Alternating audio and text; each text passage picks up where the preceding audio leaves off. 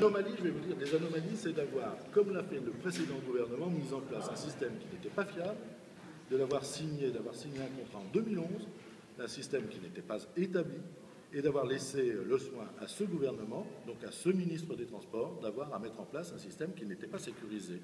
Donc je m'emploie à le sécuriser. Mais comme vous avez reporté au 1er octobre, vous le saviez ça.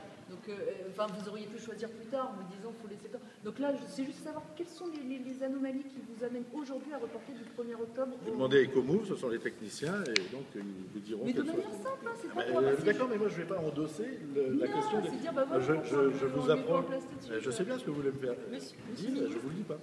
Parce que je ne suis pas celui qui est chargé de mettre en place les contextes lourds. Il y a Ecomove, il y a eu un contrat signé avec l'État.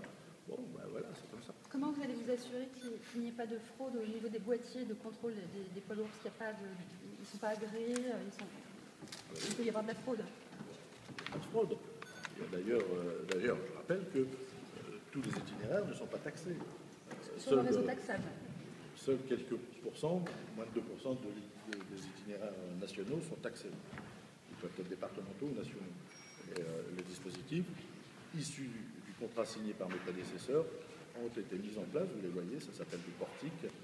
C'est le système qui a été retenu à l'époque et qui s'assure l'effectivité de l'enregistrement des poids lourds qui passent dessus. Donc pour vous, il n'y a pas de fraude possible?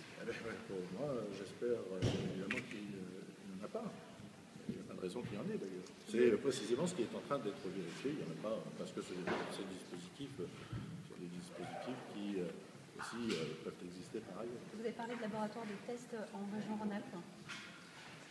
Le préfet de région a mis en place une cellule de suivi de